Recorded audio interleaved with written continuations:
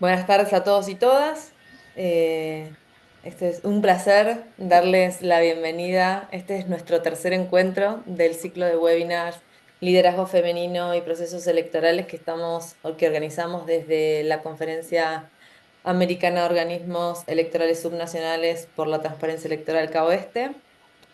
Para los que no me conocen, los participantes que no me conocen, soy Bárbara Benetti, soy la coordinadora regional de la CAOESTE y hoy, junto a la profesora Juliana también, que moderamos el segundo encuentro, hoy también vamos a moderar este tercero.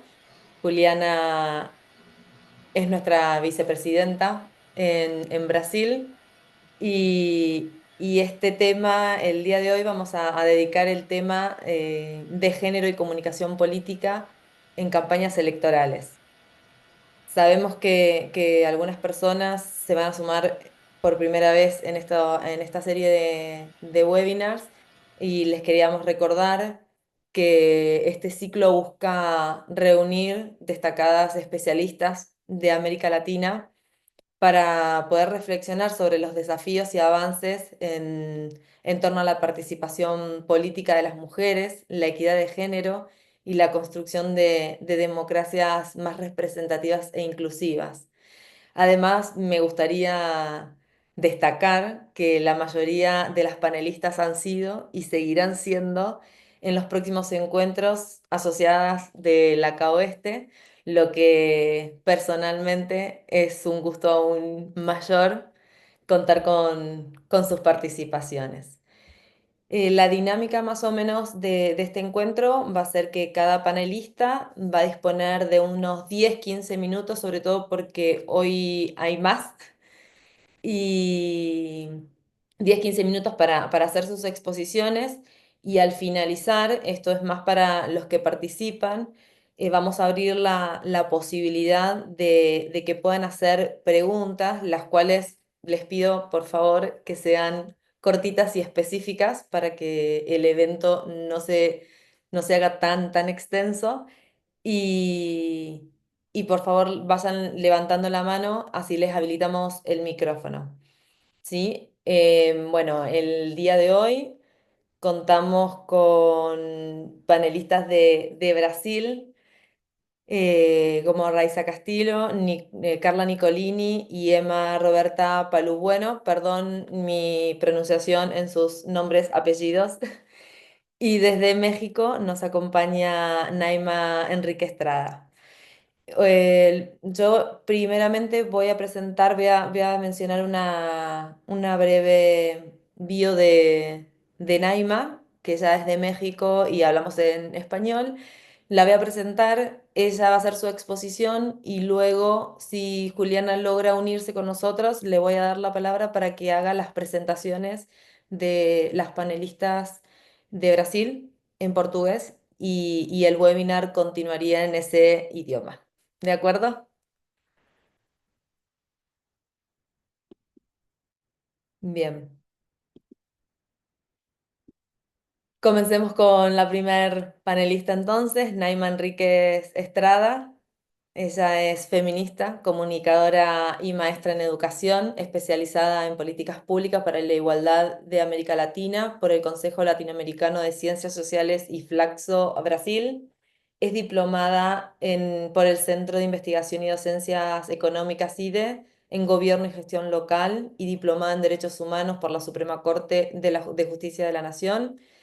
Es cofundadora de la Asociación Oaxaqueña de Estados Interdisciplinados sobre Género y Derechos Humanos, ACE Pariter. Naima fue consejera electoral local del Instituto Nacional Electoral de Oaxaca y consejera electoral del Instituto Estatal Electoral y de Participación Ciudadana de Oaxaca, donde impulsó medidas reglamentarias para garantizar la paridad entre mujeres y hombres, así como procesos de alta especialización en coordinación con ONU Mujeres México. También se desempeñó como consultora especialista de asuntos de género para la Agencia de los Estados Unidos para el Desarrollo Internacional, USAID. Es activista y promotora de la Agenda para el Adelanto de las Mujeres en México e integrante de los colectivos nacionales Mujeres en Plural, 50+1 y la Asociación Mexicana de Consejeras y Ex Consejeras Electorales. Actualmente, Naima también es coordinadora del Observatorio de Mujeres y Políticas de nuestra organización Transparencia Electoral en América Latina.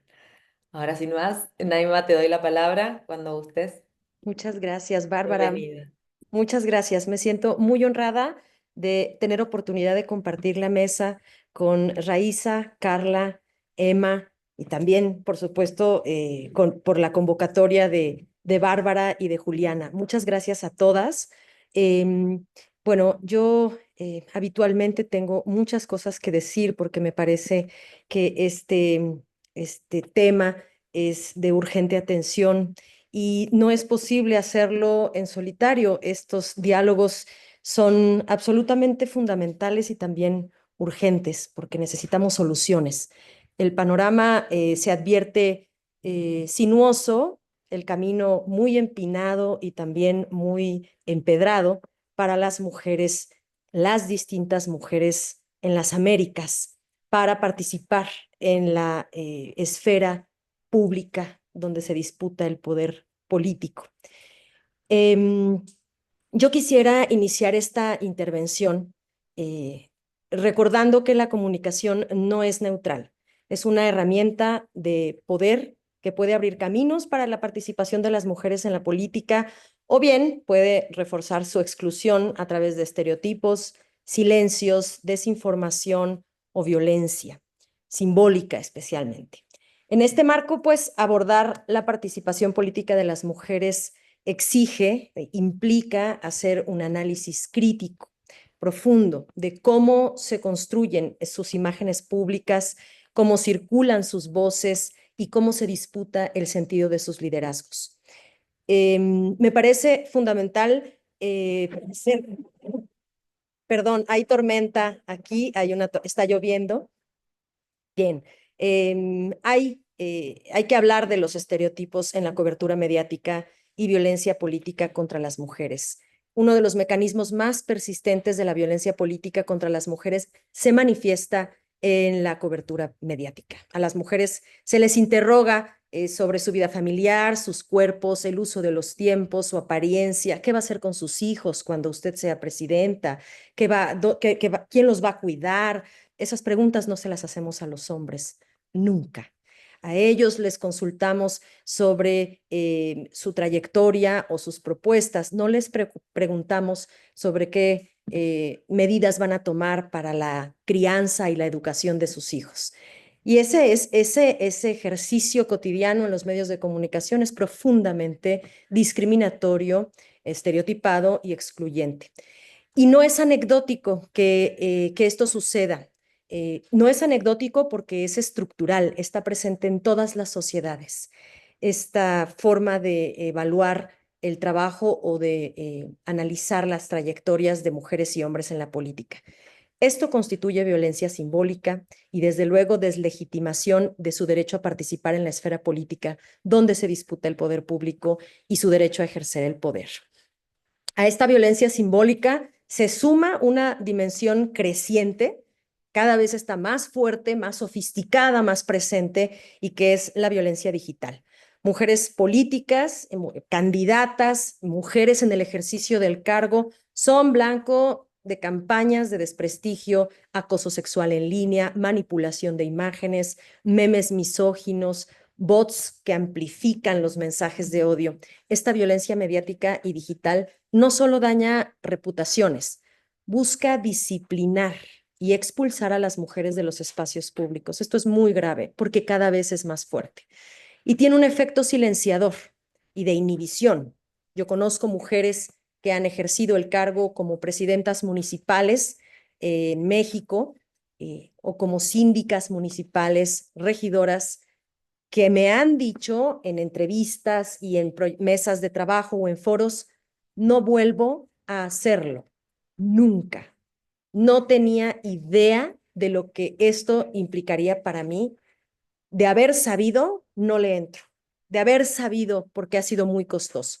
Y eso es muy grave. Hay algunas que ni siquiera han entrado, pero después de ver lo que pasa con otras, se inhibe su participación por este efecto silenciador y de inhibición. Por tanto, afecta directamente la calidad de la democracia. Combatir estos estereotipos no es un asunto estético, ¿no? Es una exigencia de derechos humanos. Las movilizaciones en todo el planeta de las organizaciones de mujeres o los colectivos de mujeres organizadas y también de movimiento feminista están promoviendo erradicar, combatir estos estereotipos y los roles, desde luego. Y ello implica reconocer que los medios y las plataformas digitales también son actores políticos y también deben asumir corresponsabilidad. Respecto de las redes sociales, he dividido así esta intervención, ¿no? Los estereotipos, las redes sociales y el empoderamiento digital entre la emancipación y la hostilidad. Y un tercer tema, traigo cuatro, pero no me va a dar tiempo de abordar en esta ronda el cuarto. Pero el tercero habla de estrategias de comunicación para visibilizar los liderazgos y enfrentar la desinformación, porque el panorama es oscuro, pero también hay soluciones y una de ellas es reunirnos todas para poder dialogar sobre esto. Respecto de las redes sociales y el empoderamiento digital, las mujeres estamos entre la emancipación y la hostilidad. Es un contexto hostil y también hemos visto cómo las mujeres han hecho de lo digital una trinchera de resistencia y empoderamiento político. Las redes sociales permiten a las líderes construir audiencias propias, romper bloqueos mediáticos y conectar con sectores históricamente excluidos del discurso políticamente dominante. Hemos visto campañas creativas, colaborativas, virales, lideradas por mujeres jóvenes, indígenas, afrodescendientes, feministas, defensoras de derechos humanos, activistas. Las redes sociales también han facilitado redes de sororidad. Esto es muy valioso recordarlo y mantenerlo presente para no perder la esperanza. También han facilitado estas redes de denuncia y acompañamiento que son absolutamente fundamentales para sostener la participación política en contextos de violencia. Sin embargo, el costo de esta visibilidad digital sigue siendo alto. Se requiere avanzar en protocolos institucionales de prevención y respuesta frente a la violencia digital, en medidas de alfabetización digital feminista y en presionar a las plataformas tecnológicas para asumir un rol activo en la moderación del discurso de odio. Y finalmente, bueno, me parece que elaborar un ejercicio sobre las estrategias de comunicación para visibilizar los liderazgos y enfrentar la desinformación es urgente. Yo soy feminista y desde este marco teórico y también práctico político, pienso que una estrategia feminista de comunicación política debe partir, por supuesto, de descentrar el discurso dominante. No basta con que haya mujeres en las pantallas o en las redes o que logremos tener financiamiento público para estar presentes en los medios de comunicación durante la campaña. También necesitamos que estén en sus propios términos, ¿no? Ellas, a través de su propio discurso, visibilizar sus propuestas, sus agendas, sus luchas, sus historias de vida desde un enfoque de pluralidad. Y me parece que hay que comunicar desde la diversidad. No todas las mujeres tienen las mismas trayectorias y eso enriquece el debate democrático. Es vital promover alianzas entre comunicadoras, periodistas, activistas digitales, partidos y plataformas para enfrentar la desinformación con creatividad, con rapidez y contundencia. Y me parece que, por supuesto, la respuesta no puede ser solo institucional, debe ser colectiva. Cierro con esta idea. Cuando una mujer es víctima de violencia política en medios de comunicación o en redes, no es un caso aislado, es el reflejo de una estructura de poder que aún resiste que las mujeres ocupen espacios de decisión. Por eso transformar la comunicación también es transformar el poder. Y hay mucha resistencia para que esto sea una realidad. Ello implica pues que apostemos por narrativas que dignifiquen, que reconozcan el valor público de las mujeres y que garanticen desde luego su derecho a participar en condiciones de igualdad y de libertad.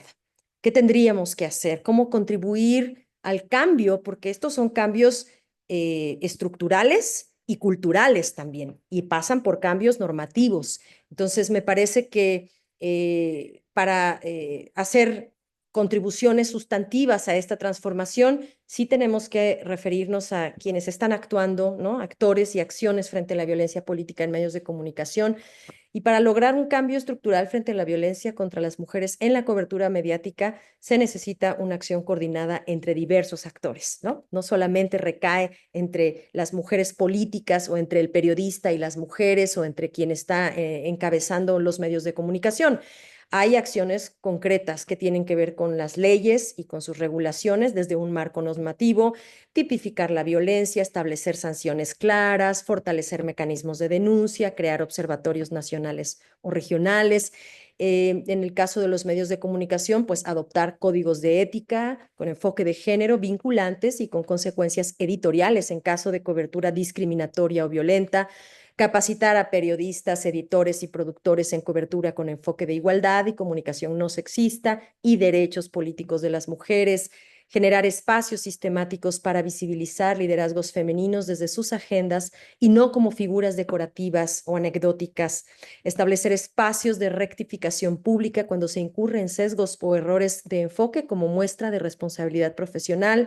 En el caso de periodistas y profesionales de la comunicación también hay mucho que hacer, cuestionar estereotipos y producir narrativas disruptivas que desafíen el rol tradicional asignado a mujeres en la política, hacer seguimiento crítico a los discursos y prácticas de sus propios medios y colegas, crear redes de periodistas feministas para promover estándares comunes y apoyar ante la censura o las presiones editoriales, usar su influencia para denunciar la violencia política contra las mujeres y dar voz a las víctimas, abrir debates públicos que efectivamente impulsen cambios. Para las plataformas digitales, las redes sociales y los buscadores, pues implementar protocolos específicos para la violencia contra las mujeres que incluyan herramientas de reportes especializadas, algoritmos responsables, medidas inmediatas de moderación, establecer alianzas con instituciones electorales y organismos de derechos humanos para identificar tendencias de ataques coordinados. Eso es urgente, me parece. Hemos visto casos así.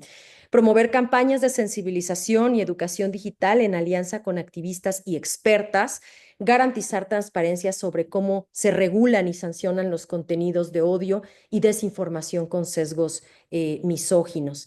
La ciudadanía también tiene cosas que hacer, tiene tareas, le tiene que entrar y le tiene que entrar bien, ejercer una lectura crítica de los medios y no compartir ni consumir contenido sexista, violento o desinformador, apoyar públicamente a mujeres políticas que son víctimas de violencia mediática, generando contranarrativas y solidaridad en redes, denunciar cuentas, medios o contenidos que atenten contra la participación política de las mujeres y participar en procesos de alfabetización mediática y digital para entender cómo se construye la opinión pública y cómo se puede incidir ahí.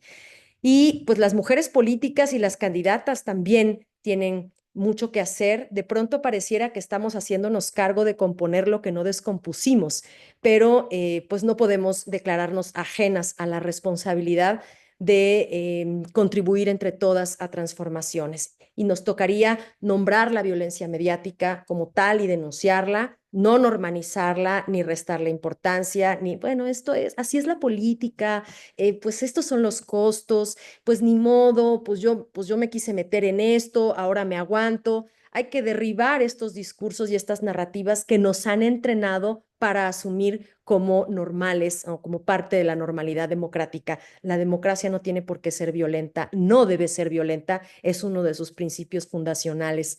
Y fortalecer la presencia de mujeres en redes con narrativas propositivas y propias, evitando quedar atrapadas en la lógica de la defensa constante, tejer alianzas con otras mujeres políticas, comunicadoras, defensoras para responder colectivamente a la violencia mediática y digital. Y por supuesto, participar activamente en procesos de capacitación, incidencia y construcción de políticas públicas en comunicación con perspectiva de género. En términos generales, creo que me pasé unos minutitos, me parece que esta reflexión que propongo y que coloco sobre la mesa tiene que ver con problemáticas reales, más allá de elaborar un discurso esperanzador, que sí lo es, pero también debemos analizar aquello que se traduce como obstáculos para participar activamente en la política, en las campañas electorales, en el momento de acceder al cargo y durante el ejercicio del cargo, que son momentos distintos, para que podamos ejercer el poder en contextos de igualdad y, por supuesto, en contextos libres de violencia. Muchas gracias a todas por su atención.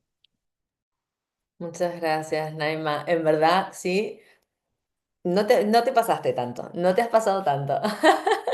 Y sé que ha sido difícil porque es un tema que pudiéramos hablar horas y horas, ¿no? Cada una creo que va a pasar lo mismo con cada una de las expositoras. Y solo quería mencionar que qué difícil, ¿no? Porque uno de los cambios más difíciles son los cambios estructurales. ¿No? Porque si no se empieza por ahí, es muy difícil avanzar con el resto. Pero bueno, eh, nada, quiero agradecerte por tu tiempo, por tu exposición, por haberlo hecho lo más breve posible. Y quiero darle ahora también la bienvenida a Juliana, que se ha sumado y que es quien va a continuar las presentaciones de las demás panelistas, ¿sí? Ahora vamos a pasar a hablar en portugués y hacer las exposiciones de Raíza, Carla y Emma. Gracias y Ju, te doy la palabra. Muitas graças, Bárbara. Queria também inicialmente cumprimentar todas as mulheres que compõem esse painel, essa webinar, né, aqui em São Paulo, na noite de hoje. Então, cumprimento primeiramente a nossa coordenadora regional, a Bárbara Benetti, cumprimento a doutora Neima Henriques México, a quem eu, inclusive, já aproveito para parabenizá-la pela brilhante exposição, encantada aqui. Cumprimento a doutora Raíssa, cumprimento a doutora Carly, cumprimento a doutora Emma. Gostaria de inicialmente dizer que para mim é uma grande alegria poder estar mediando esses painéis de mulheres, né, dando oportunidade para que a voz de todas vocês sejam ouvida. E nesse painel especial que vai tratar sobre gênero e comunicação política em campanhas eleitorais, dizer que para mim é uma grande honra e que eu fico muito, muito, muito contente de fazer parte disso e de ter a oportunidade de ouvir cada uma de vocês. Então, nesse sentido, eu sigo fazendo a apresentação, primeiramente, da doutora Raíssa Castilho, advogada, pós-graduada em Direito Processual Civil e Métodos Alternativos de Resolução de Conflitos e Direito Eleitoral, membro da Comissão de Direito Eleitoral e associada da CAUEST. Entre seus cursos mais relevantes estão o curso de extensão em Direito Eleitoral, na FESMEP do Mato Grosso, e sua apresentação no projeto Mulheres na Política, promovido pela Comissão de Direito Eleitoral da OAB-MT. Sendo assim, agradeço e passo a palavra para a doutora Raíssa. Boa tarde, obrigada. Desde já, vocês me escutam bem? Ah, tá ótimo. Agradecer o convite, doutora Juliana, cumprimentar a colega que falou antes de mim, doutora Naima. Posso entender um pouco do espanhol, mas falar ainda não consigo. Fico muito honrada com o convite, acho um tema de extrema relevância para que a gente possa aprimorar nossos estudos e, a partir disso, contribuir para a legislação que nos é tão cara, que a gente tanto precisa no mundo inteiro, no Brasil especialmente. O avanço legislativo em relação ao direito das mulheres, ele tem sido marcado. A partir de 2019, eu vejo que começaram a surgir mais políticas nesse sentido, mais normas relacionadas à violência política de gênero, ao tempo de propaganda das mulheres na TV, no rádio. Isso tudo tem contribuído muito, não só para que as discussões avancem, mas também para que as mulheres ocupem esses espaços de poder. A minha palestra, eu havia conversado com a Carla no início para falar a respeito de propaganda. Vou dar uma pincelada um pouco mais geral para que ela possa aprofundar nesse tema, sem querer invadir, né, uma o espaço da outra. A gente teve a oportunidade de conversar sobre isso antes. Eu vou tentar compartilhar a minha tela aqui. Vocês me dão só um minutinho, por favor? É, que eu não sou tão experiente. Yo te di permiso, no sé si...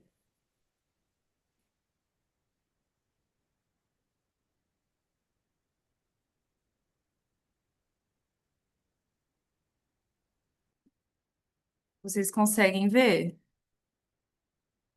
Sí,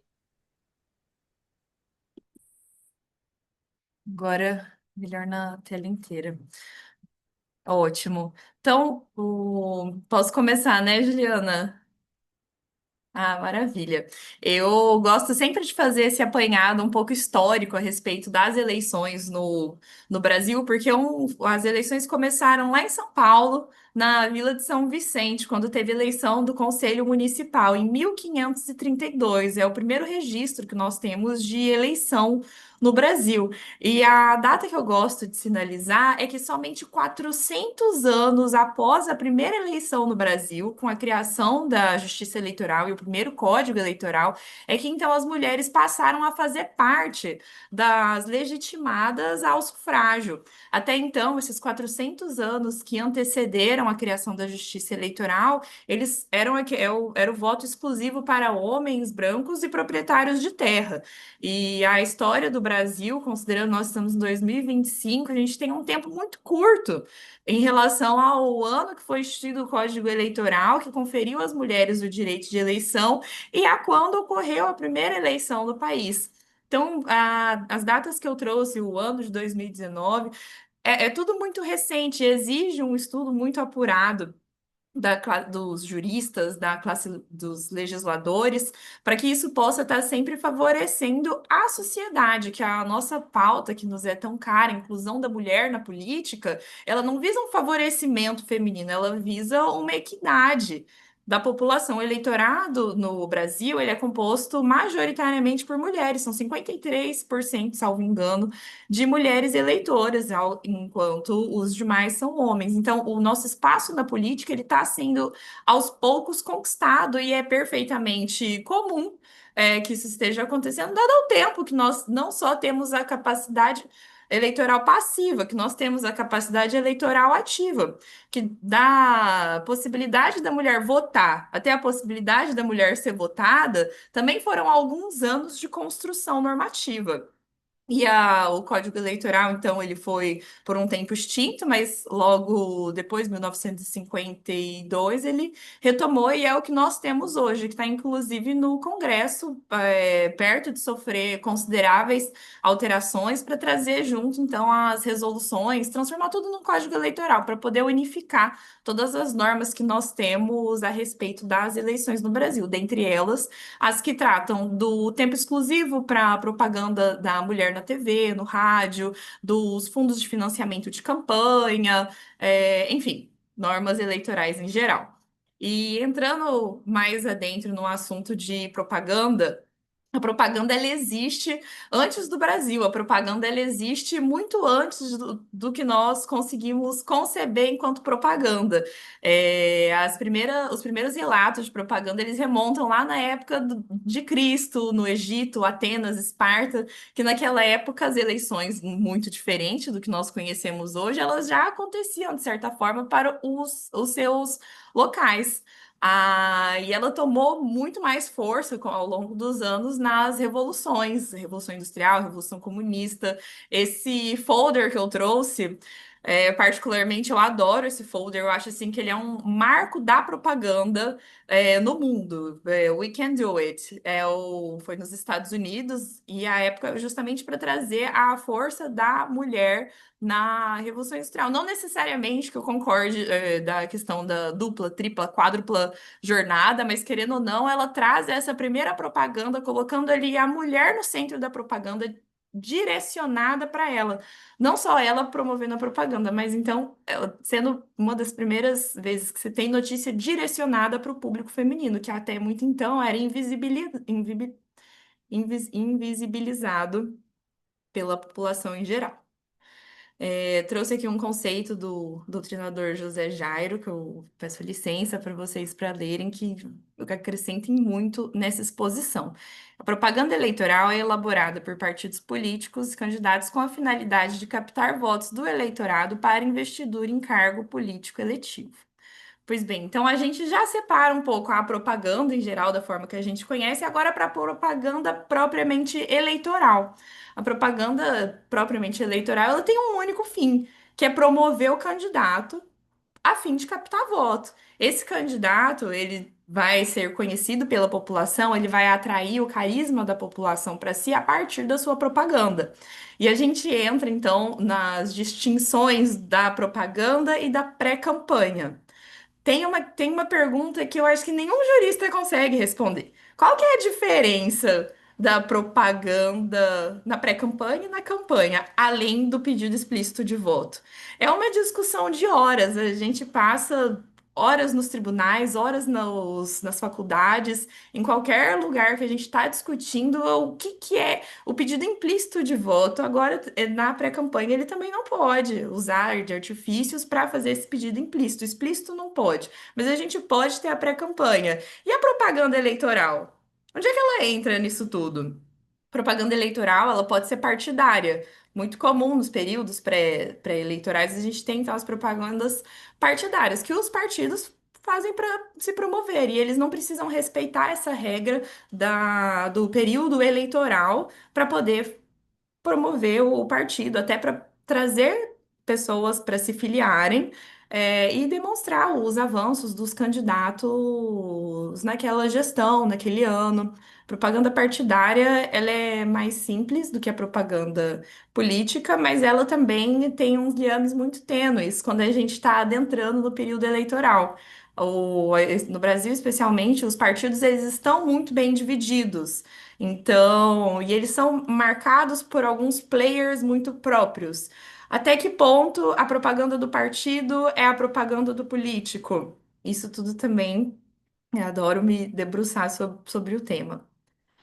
Então, sobre a propaganda eleitoral, igual eu já falei um pouquinho sobre a pré-campanha, os tipos da propaganda partidária, a gente tem também propaganda extemporânea, que é diferente da pré-campanha, que é diferente da propaganda eleitoral, ela pode acontecer de diversas formas. E ela não necessariamente a propaganda extemporânea é uma propaganda ilícita, que a propaganda ilícita é a propaganda proibida. A propaganda extemporânea só foi propaganda feita ali fora do prazo. E essas formas também são algumas coisas que a Justiça Eleitoral tem discutido muito. Aqui no Estado, propriamente, já se fala de pré-campanha. Nós não estamos em ano eleitoral, a gente está em 2025, eleições no Mato Grosso, no Brasil, né? As eleições gerais somente 2026.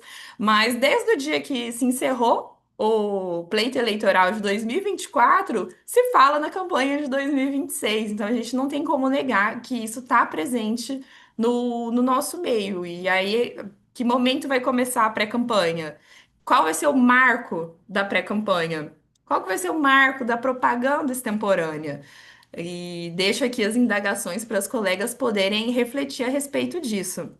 E aí, dá outros meios de propaganda, em templos, em material impresso, bens particulares, vias públicas e propaganda na internet.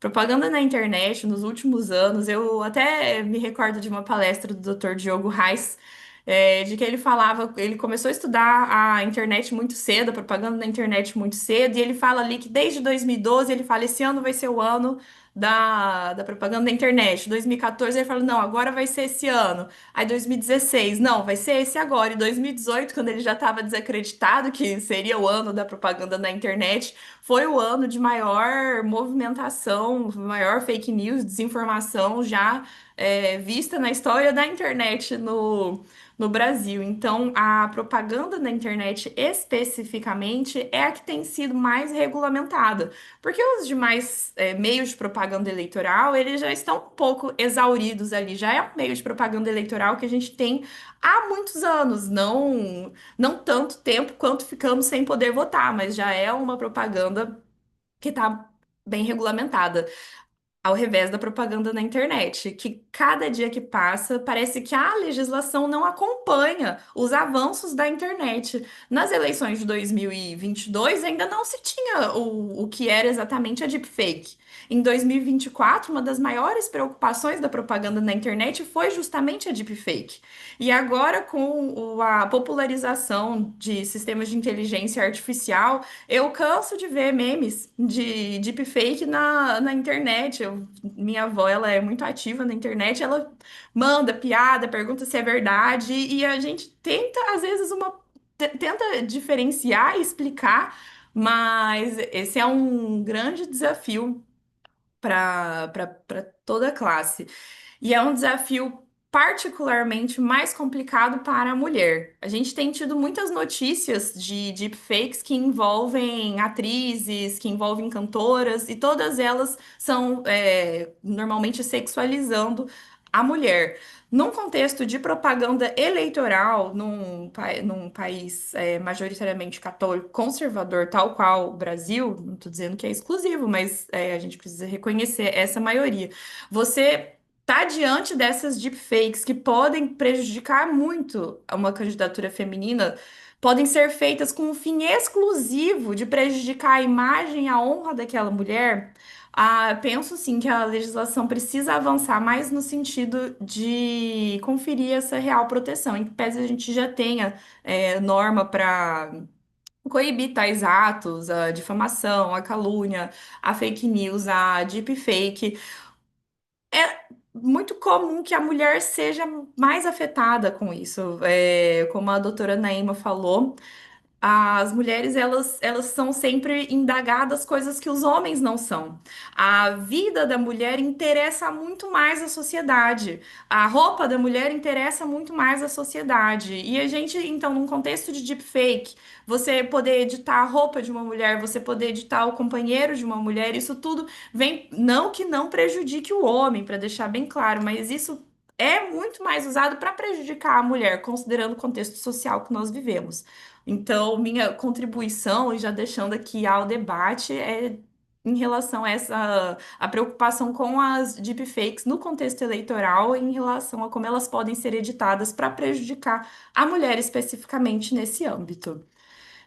Trouxe aqui, já superado algumas elucidações a respeito da pré-campanha e da propaganda eleitoral extemporânea, que, igual eu disse, nem a pré-campanha nem a propaganda eleitoral extemporânea são necessariamente propagandas ilícitas, né? Que não seriam aquelas propagandas que não são permitidas. A propaganda extemporânea, ela é uma propaganda eleitoral que poderia ser realizada no período eleitoral, mas é feita fora dele. Por exemplo, o pedido de voto. Na verdade, o pedido de voto ele entra um pouquinho mais nebuloso, né? Porque a gente tem uma proibição específica nesse sentido. Mas em relação às obras, em relação a inaugurações, isso tudo a gente tem lá nas condutas vedadas da Lei 9.504, que elas englobam muito sobre propaganda eleitoral extemporânea. E já a pré-campanha é aquela que a gente já tem visto sinais de início no mundo político de uma forma geral por meio da promoção pessoal e campanhas de promoção pessoal mesmo. Então, caminhando já para o final da minha exposição, não estou controlando meu tempo, Juliana, espero estar dentro dele, para trazer justamente agora a pré-campanha e a campanha. Vamos. Campanha, então, como eu disse, o pedido explícito de voto, como exemplo, um site de candidato, o partido com endereço informando a Justiça Eleitoral. Caminhada, carreata e passeata são atos exclusivos de campanha eleitoral. Então, qualquer um desses atos que você pratique ali antes do período eleitoral, eles são necessariamente uma campanha extemporânea, ao invés da pré-campanha. Na pré-campanha não pode, então, ter caminhada, carreata e passeada com esse fim específico de promoção da candidatura, mas não são proibidos a participação em debates, não são proibidos as reuniões dos candidatos e afins. Então, a gente continua caminhando nisso. É um debate sem fim. Campanha, pré-campanha, campanha extemporânea, mas é muito bacana a gente poder prestar atenção nisso, nesse meio, e debater de quais formas a gente pode estar sempre melhorando essa compreensão para favorecer as candidaturas em geral. O fim de toda essa normativa, o fim de todas essas deliberações, eles são sempre a melhor resultado possível da eleição, que o resultado ali da urna ele compreenda, ele mostre de fato qual é a intenção do eleitorado no momento de escolher seus representantes. E a gente espera sempre que essa seleção ela não esteja viciada por qualquer fator externo, que é daí que vem então a questão da normativa. Sobre vou pular isso aqui, depois eu volto, mas sobre as candidaturas femininas específicas, e daí porque penso eu que as propagandas elas são tão importantes, e o avanço legislativo mais importante que eu trago nesse momento é a questão do fundo partidário destacado para as mulheres e o tempo mínimo de propaganda na TV e no rádio. Essa inovação, até então, a propaganda na TV e no rádio, elas eram o principal meio de propaganda e ainda é um dos meios mais utilizados na campanha eleitoral. Muita gente fala sobre a propaganda na internet, que não entende o horário eleitoral gratuito, mas a gente tem uma parcela significativa da população que sequer tem acesso à internet, que mal tem acesso ao rádio, que tem acesso à TV. Então, a propaganda eleitoral nesses meios de comunicação, ela continua sim sendo um dos principais focos da campanha eleitoral. E você trazer a obrigatoriedade de 30% do tempo de TV disponível para as candidaturas femininas, você destaca a relevância da mulher no cenário político. Antes a distribuição era feita comumente, deixava a maior parte do tempo para o candidato mais forte, né? A pessoa que traria mais votos, mas agora não, agora necessariamente 30, o mínimo. Não é que só 30%, é o mínimo de 30% deve ser destinado às mulheres, para que elas possam expressar o seu posicionamento, fazer o pedido de voto e colocar ali o rosto, a cara à disposição do eleitorado para que elas sejam escolhidas. Então, esse tempo de propaganda aliado à destinação específica do fundo, ele já tem demonstrado algum resultado. A gente vê um crescimento ainda tímido da participação da mulher na política. Pois, como eu disse, agora lembrando um pouquinho do começo da apresentação, desde a primeira eleição foram 400 anos sem a mulher votar. A partir do momento que a mulher pôde votar, mas não necessariamente ser votada, a gente passou por... A gente não chegou a 100 anos. E nos últimos 10 anos, a mulher tem tomado um lugar de maior notoriedade na política. E nos últimos 5, nos últimos 6, é que ela tem conquistado avanços legislativos nesse sentido. Então, vou encerrar a minha apresentação aqui com meu entusiasmo pelas alterações legislativas que estão acontecendo no sentido de promover a candidatura feminina. Acho que a gente está num espaço crescente, não ainda igualitário, tal qual seria o justo, mas que os avanços eles são significativos e eles mostram que a sociedade também, a passos lentos, tem compreendido a importância do papel da mulher na política. As mulheres não legislam só para mulheres, mas elas trazem um olhar que nem sempre esteve presente. Obrigada pela atenção. Gostaria de agradecer a doutora Raíssa por compartilhar tanto conosco, né, fazer uma abordagem não só histórica, mas de toda a propaganda eleitoral no Brasil e principalmente os desafios enfrentados pelas mulheres nesse contexto.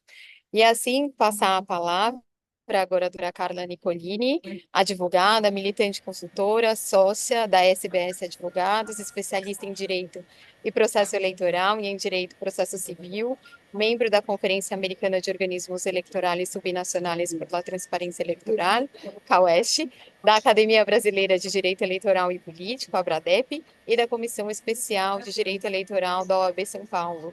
Doutora Carla, passo a palavra para você. Muito obrigada. Boa noite a todos. Gostaria de iniciar meus agradecimentos primeiro à doutora Juliana e à doutora Bárbara pelo convite. Para mim é uma honra estar aqui participando dessa webinar da Coeste.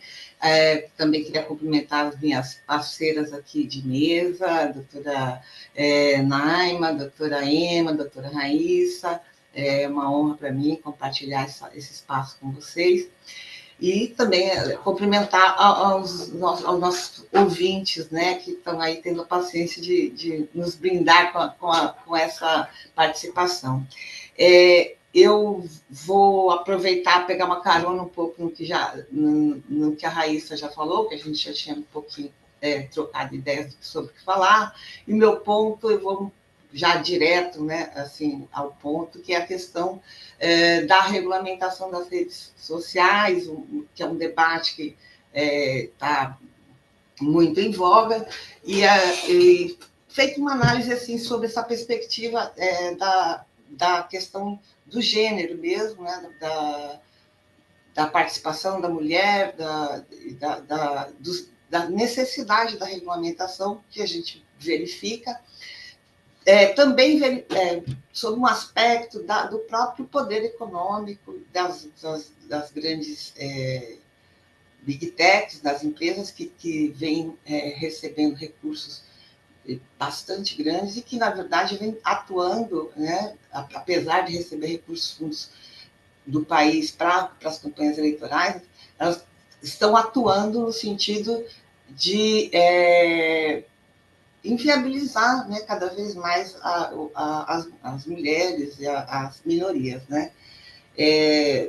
A gente, olhando hoje, né, a nossa legislação eleitoral em relação à propaganda na internet, há um ponto que é bastante loquaz, que a gente percebe que o legislativo brasileiro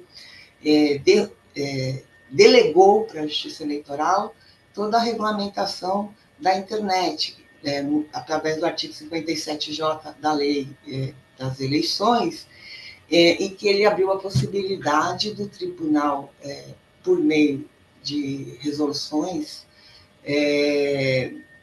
legislar sobre novos equipamentos da internet, novas plataformas, sempre atualizando a legislação, a regulamentação das regras eleitorais. Foi assim que, em 2024, por exemplo, foram atualizadas as regras em relação ao uso da inteligência artificial, e já no curso da campanha eleitoral, por exemplo, o tribunal baixou uma resolução explicitando uma regra que já havia no Código Eleitoral, que proibia os candidatos de usar empresas para premiar ou vender produtos para fins de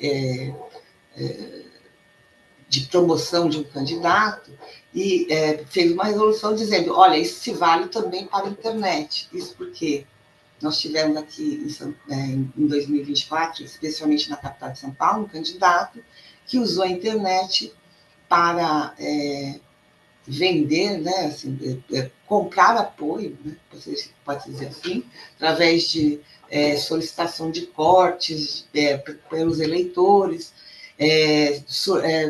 então ele monetizando a própria política, que isso é um outro problema que eu queria abordar também, né?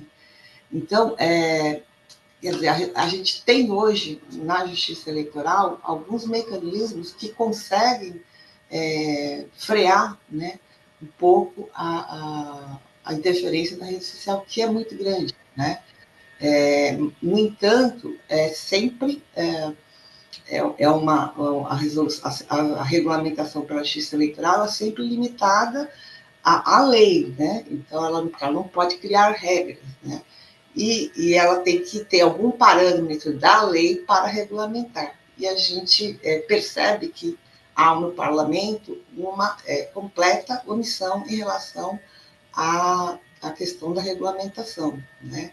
Nós tivemos, em 2023, um projeto de regulamentação das redes que foi arquivado, né, por força e pressão das big techs, né, junto aos parlamentares. E a gente tem hoje um Congresso, o Congresso brasileiro, 42% do Congresso monetiza, né, dos parlamentares monetizam suas redes sociais.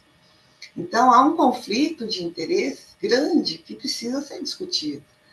As empresas, as big techs, receberam quase 200 milhões de reais de recursos do fundo em impulsionamento de propaganda, né?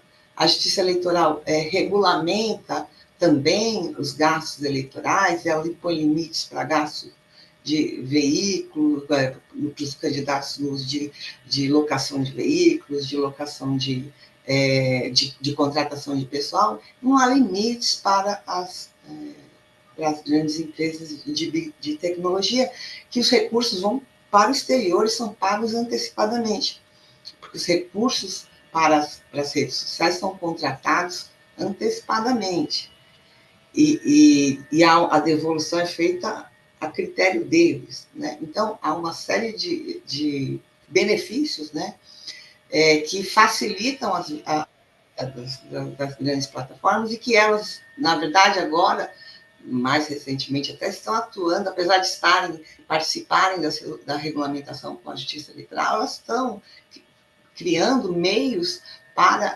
diminuir o controle, tanto que, recentemente, esse ano, no início desse ano, a Meta diminuiu o controle, né, das checagens, tirou a parte da checagem.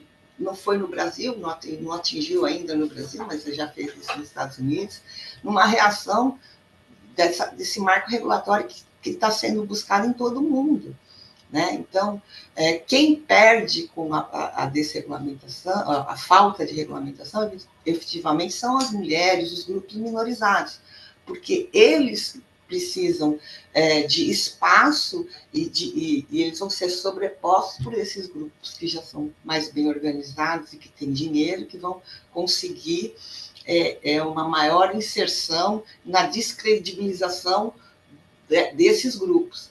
Como disse a Neima na sua apresentação, na verdade, a gente tem um problema com a comunicação estrutural, né, que é realmente de ofensa às mulheres, de diminuição da participação das mulheres, dos grupos minorizados em geral, mas das mulheres, né, da desqualificação, né?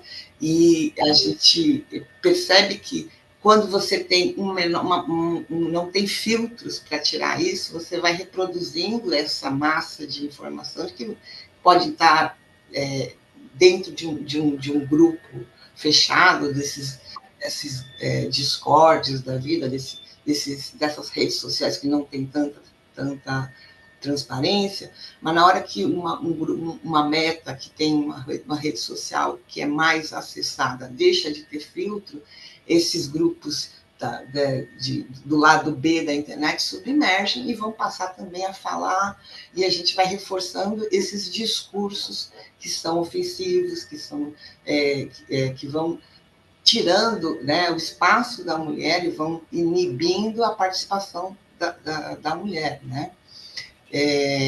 Então, isso é uma coisa muito séria, porque a gente está falando justamente, né, que vai de encontro àquilo que a gente percebe que é o necessário, que é a maior participação da mulher e que ela tenha voz para ser ouvida, né, e para participar efetivamente da gestão tanto do parlamento como do executivo, né. Essa questão dos recursos da internet, né, de quanto é direcionado às big techs, a gente precisa olhar também sobre o viés de que, ainda que a gente não queira, não é que se queira proibir, né, porque isso não é justamente isso, mas é que também você está transferindo o debate para uma empresa que é fora do país. E no país, por exemplo, a gente não pode... Há uma série de restrições para a própria propaganda. Como a Raíssa falou, realmente a gente já tem em larga escala muitas regras para a propaganda fora da internet. Mas essas regras, elas, ao longo do tempo, elas vêm diminuindo a possibilidade de aparição de uso de ferramentas pelos candidatos, sempre com o pretexto de que é para diminuir os gastos de campanha. Então, foi proibido o outdoor, foi proibido o muro, foi proibido não sei o que, vai proibindo. E agora é como se a gente tivesse passado para um mundo virtual. A gente anda na cidade, se ninguém vê, não se debate mais a eleição, porque a própria utilização de propaganda de rua faz com que as pessoas conversem, faz com que você sabe que um cara é candidato, você passa no ônibus, você vê uma placa, está escrito, tem um efeito até de edital. Hoje há uma ideia de que a cidade é limpa, a propaganda tem que ficar basicamente restrita à rede social, que não é controlada por nós. A gente não pode, por exemplo, fazer uma publicação na internet paga numa página que seja um site nacional, mas a gente pode passar todo o debate para uma empresa que é exclusivo, o debate só exclusivo para eles, né? Para essas empresas, no campo dessas empresas. E a gente ainda tem uma questão que é mais grave, são empresas particulares e que elas não podem mudar os seus termos de uso de forma arbitrária, ele pode tirar você da rede, então isso é um elemento de pressão. Aí eu volto àquela questão dos conflitos de interesse no parlamento. As empresas fizeram um grande lobby no Congresso para que não passasse a regulamentação, e muitos deles sobre a ameaça de retirar um determinado parlamentar da rede ou não. Então, ou seja, você cria um controle sobre a própria regulamentação, né? Porque você hoje, se você passar toda a propaganda eleitoral, toda a propaganda de um candidato para a rede social, diminuindo qualquer outra forma de propaganda, esse candidato esse parlamentar fica refém das redes sociais. E ele vai atender os interesses da rede social, porque é ali que ele vai conseguir ganhar exposição. Então, acho que isso é uma questão que precisa ser pensada, né? E eu trago mais reflexões e preocupações do que propriamente propostas. As propostas da Neima já me ajudaram, acho que era um pouco do que eu estava pensando. Acho que a gente precisa realmente regulamentar, precisa enfrentar esse poderio, mas tem que ser enfrentado para garantir uma igualdade e um controle da democracia, né? Porque isso é uma questão do controle do debate, né? A gente gostaria de alguns números que a gente já tem de 2024, ainda é muito incipiente, mas a violência política contra a mulher permanece no discurso. 62% das candidatas que foram ouvidas numa pesquisa realizada na Monitora pela Asminas, Internet Lab, Data Privacy, constataram que quase 63% das mulheres que participaram da pesquisa foram alvo de ofensas. A parte da inteligência artificial ainda não pegou nessa campanha anterior, mas a gente não sabe se vai pegar, como é que vai ser.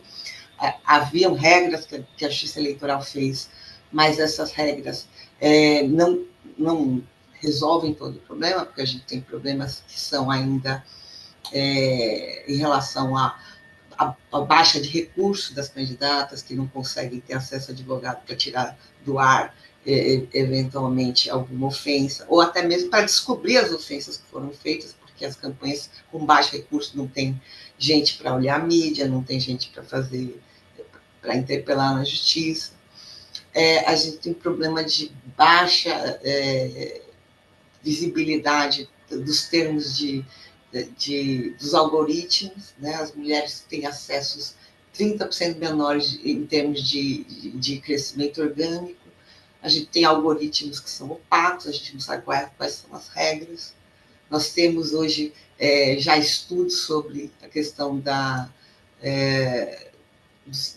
manutenção dos preconceitos dentro da inteligência artificial, porque ela também é feita de gente, né? Ela foi criada, os inputs são de seres humanos, né? Então, se a gente mantém um padrão, né, de preconceito, a resposta da internet vai ser também preconceituosa. E isso se detectou, por exemplo, no uso dos robôs para retirar conteúdo. né? Então, tanto que a própria Meta afastou esse uso, né? Porque ela consegue, a inteligência artificial ela pode reproduzir já comportamentos preconceituosos que já são integrados na nossa sociedade. Eu sou esperançosa, eu acredito muito, né, que a gente possa, que é possível esperar, acho que tem que ter uma força, né, de movimentação dos atores, né, que apoiam a questão da regulação.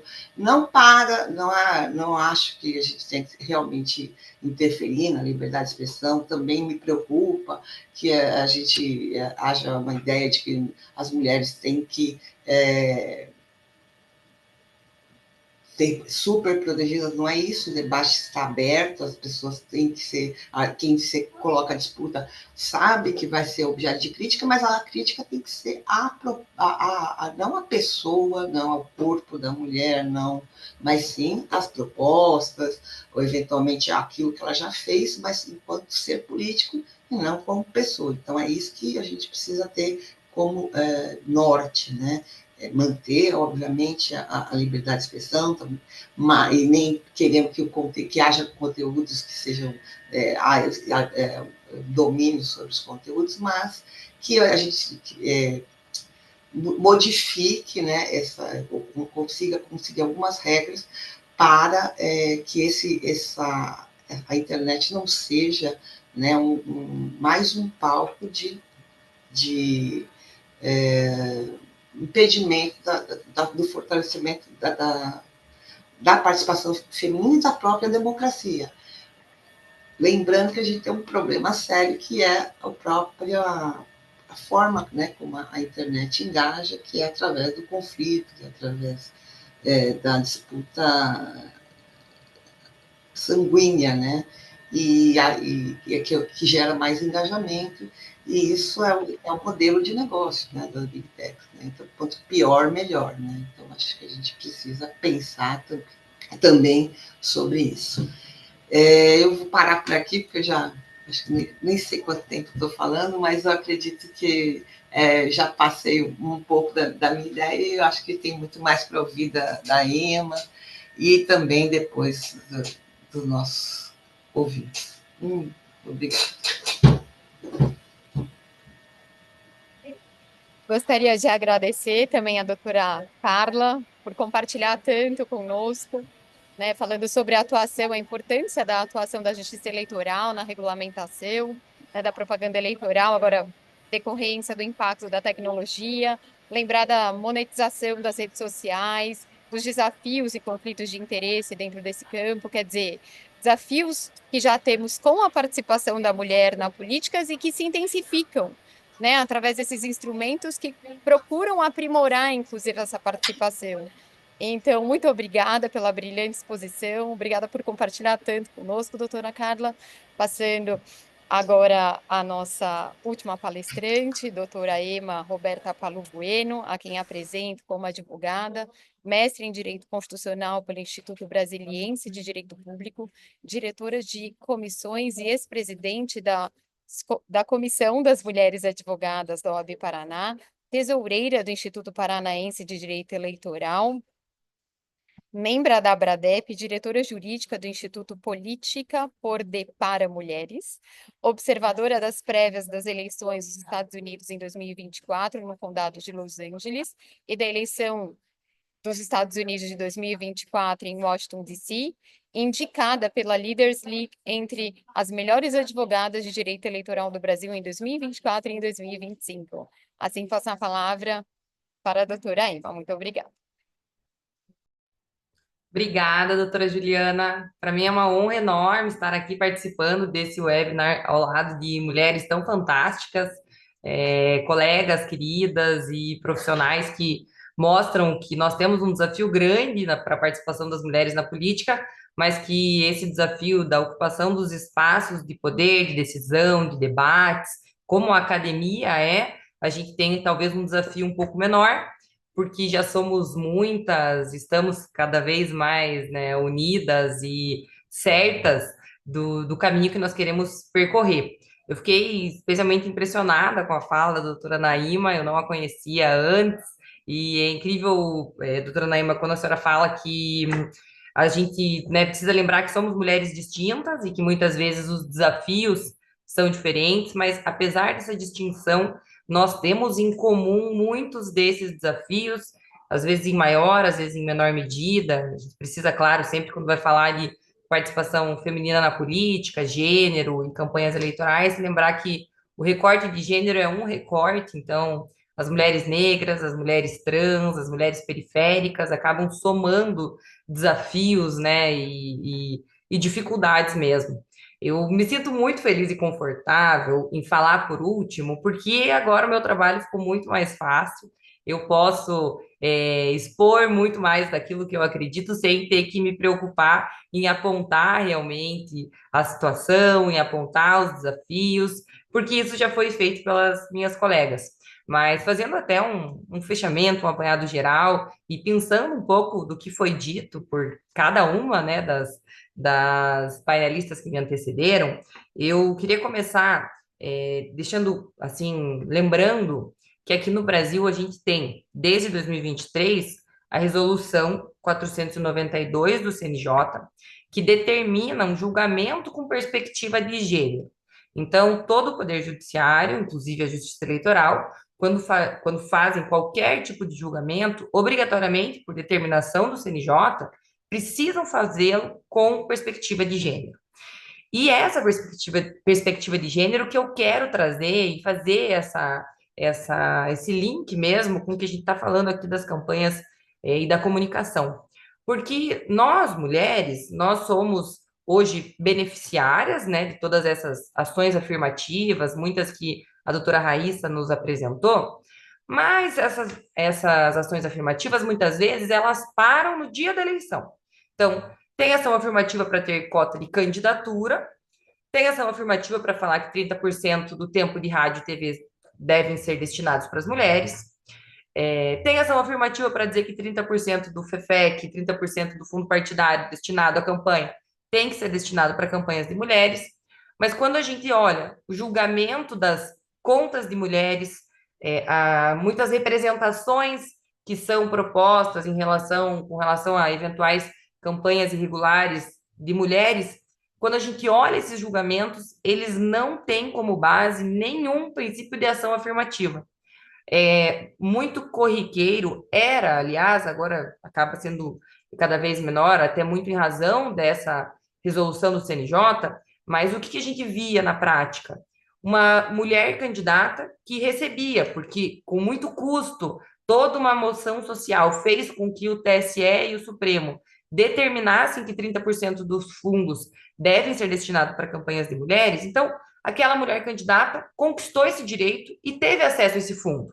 Então, eventualmente, recebeu lá 50 mil, 100 mil, 10 mil, enfim. Ela gasta esse dinheiro para fazer a sua campanha, para contratar pessoal, para impulsionar material de campanha nas redes sociais, contratar equipe de marketing. E quando ela presta contas desse valor que ela recebeu do fundo, então, sim, um dinheiro público, a Justiça Eleitoral, por vezes, virava do avesso esses contratos, esses gastos e exigia muitas provas de detalhes para atestar que efetivamente aquele contrato que dizia lá no contrato, prestação de serviços para campanha eleitoral, tinha de fato e na prática sido feito e cumprido em prol da campanha de uma mulher. Então, suponha-se, e já muitas vezes com uma predisposição a entender uma má-fé daquela mulher, que todas as mulheres que recebiam valores do fundo recebiam para repassar para campanhas masculinas. Ah, isso não acontece? Não estou dizendo que isso não acontece, de fato pode acontecer, mas o que a gente estava vendo era uma predisposição de se achar que as mulheres que recebiam dinheiro do fundo o recebiam para repassar para homens. E aquelas candidatas reais, aquelas candidatas verdadeiras que já enfrentam todos os desafios que a própria doutora Naíma nos passou, elas tinham o desafio da campanha, tinham a discriminação, as propagandas sexistas, as deepfakes, e daí quando elas iam prestar contas daquele desafio que muitas vezes ao longo da campanha eleitoral, do processo eleitoral, elas já tinham até se arrependido porque elas deixaram a sua vida, a sua família de forma totalmente vulnerável para a população e para o eleitorado de uma maneira geral comentar, elas tinham no julgamento das suas contas mais uma violência, porque supondo-se, né, que aqueles gastos não foram efetivamente gastos em razão da sua campanha, tinham que fazer provas que não eram exigidas nas campanhas masculinas. Então, para mim, um outro marco que nós acabamos não vendo necessariamente como uma ação afirmativa em prol das campanhas femininas, mas que eu acho que é, sim, até para o que, como a doutora Naima falou, para evitar que essas condutas inibam aquela candidata de tentar se candidatar novamente na próxima eleição, foi a resolução do CNJ para julgamento com perspectiva de gênero. Porque a partir de então, colocou-se a necessidade da justiça eleitoral, da justiça de uma maneira geral, ter esse olhar, esse véu, essa lente de gênero, quando a gente coloca, realmente parece que a gente vê o mundo de uma forma diferente. Se você não toma esse cuidado, porque a gente vive, sim, numa estrutura, inclusive jurídica, machista e patriarcal. Então, o status quo, ele é machista e patriarcal. Ele exclui nós, mulheres, dos espaços de decisão e ele nos exclui dos espaços de disputa para ocupar os espaços de decisão.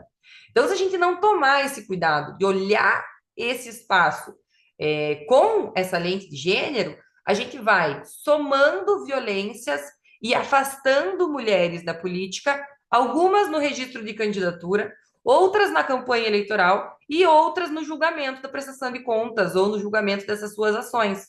Então, eu tenho acompanhado muito a aplicação do protocolo de julgamento com perspectiva de gênero na Justiça Eleitoral, porque logo no início, quando ele foi publicado e passou a ser divulgado, ainda que muitos homens não o conheçam, muitas mulheres também, mas nós mulheres costumamos compartilhar entre nós mesmas a existência desse protocolo, dessa resolução do CNJ, então ela é um pouco mais familiarizada a nós do que aos homens.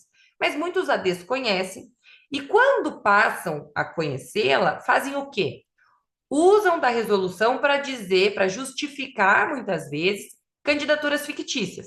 Então, pedem a aplicação da resolução de perspectiva de gênero, do protocolo de julgamento com perspectiva de gênero, para dizer, não, essa mulher que teve 0 votos, na verdade, você tem que entender que ela teve intenção de ser candidata, não conseguiu votar no dia. Então, e a Justiça Eleitoral, no início, até conseguir colocar a perspectiva de gênero nos trilhos do julgamento, acabava entendendo que o protocolo servia unicamente para afastar a conclusão de candidatura fictícia, que não é o objetivo dele, e, aliás, se você analisá-lo com cuidado, não é o caso, né? A perspectiva de gênero, ela deve ser aplicada independente do momento, da natureza da ação e do fato que a gente esteja discutindo. Mas ela precisa estar no dia a dia do julgamento. A gente precisa falar nesse ambiente acadêmico, porque a advocacia precisa advogar com perspectiva de gênero, para que o Ministério Público possa dar pareceres com perspectiva de gênero, para que daí se oportunize ao judiciário um julgamento com perspectiva de gênero. E dessa forma, me parece que a gente, pelo menos, fecha mais uma das portas de exclusão da participação feminina na disputa, nas campanhas eleitorais. Então, eu queria pontuar essa questão, lembrar, né, da existência do protocolo. Ele foi, inclusive, inspirado no protocolo mexicano, então eu tenho certeza que a doutora Naima sabe muito bem do que a gente está falando, apesar de eu estar falando em português.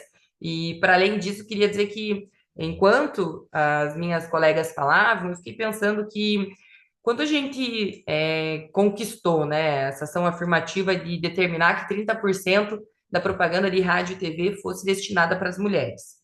Foi uma conquista dura, existiram muitas críticas, havia quem dissesse que isso violava a democracia interna do partido político, a própria autonomia partidária.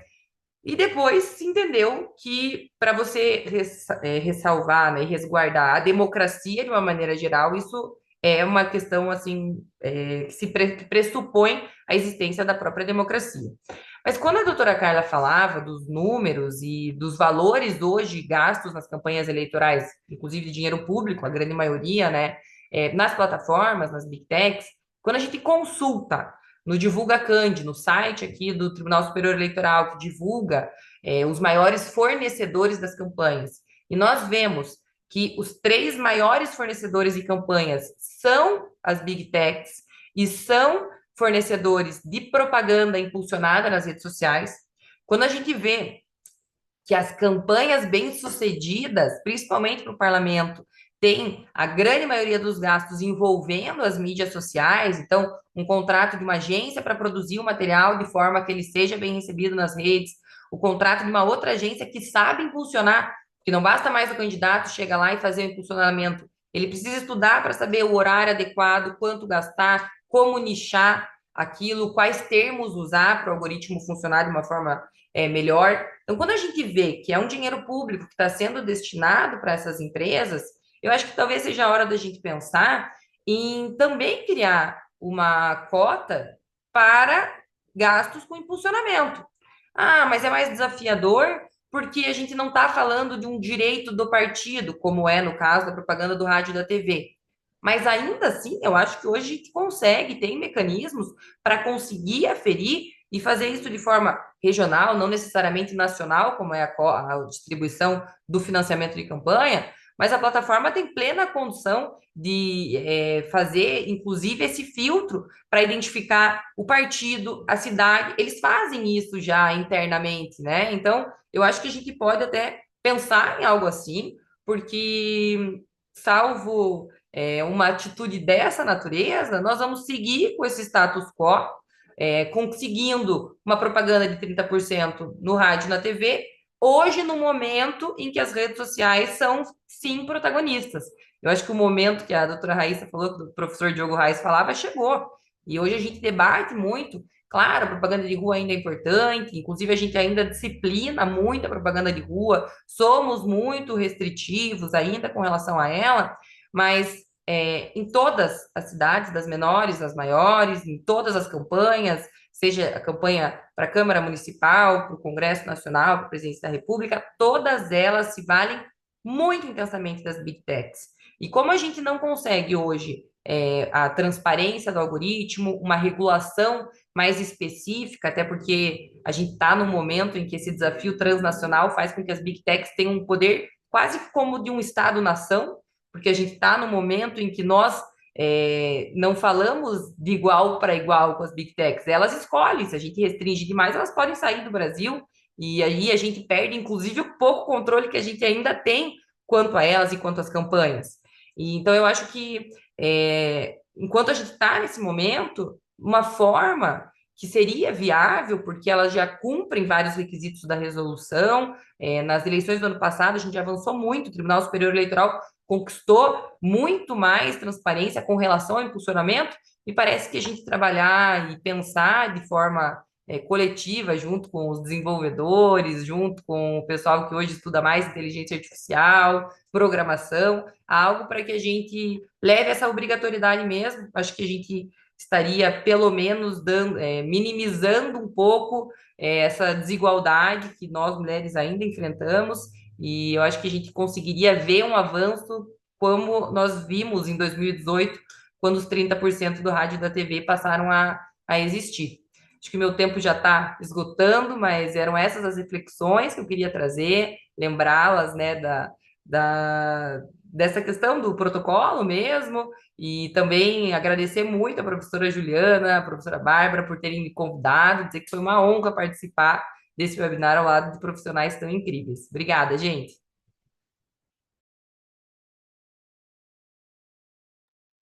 Nós que agradecemos, doutora Ema, por também, da mesma forma, compartilhar tanto conosco. Parabéns pela brilhante exposição, que nos chama a atenção para o poder das Big Techs, mas também pensar nessa igualdade de gênero a partir, né, mais uma vez, também do impacto da tecnologia, em campanhas bem-sucedidas, no uso do algoritmo. Então, temos esse desafio, mas fico feliz com esse evento e por compartilharem tanto desses desafios, para a gente poder, a partir dessas reflexões, a gente também encontrar o caminho correto para poder enfrentar todos eles. Então, muito obrigada, doutora Ema. Aproveito a oportunidade para já também agradecer a todas mais uma vez e devolvendo a palavra para a Bárbara fazer o encerramento. Muito, muito obrigada. Gracias, Yu. Bueno, no hay mucho más para decir. Quiero nuevamente agradecerles a todas por su tiempo, por el interés de participar en este ciclo de webinar que personalmente estoy muy contenta de que estemos realizando. Me parece que era momento de darle la oportunidad a las mujeres de tener nuestro espacio, de tener de alzar nuestras voces y sumar nuestro granito de arena a través de estos encuentros, ¿no? No sé si hay alguien que quiera hacer alguna pregunta de los participantes, que levante la mano.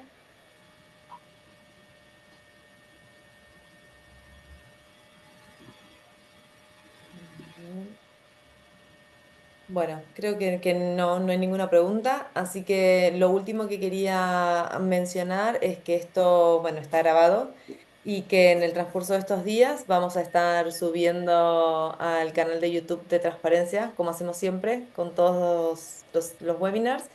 Y después en redes vamos a publicar para que puedan volver a verlo o compartirlo con alguien que no pudo participar. Y nada, nuevamente gracias y nos estamos viendo en el próximo encuentro, creo que es ya el cuarto, ¿verdad, Ju? El cuarto recibirán el correo con fecha, hora y tema. Así que muchas gracias. Gracias a todas. Obrigada, graças. Adiós. Gracias. Obrigada, boa noite. Tchau, Boa tchau. noite, Buenas gente. noches.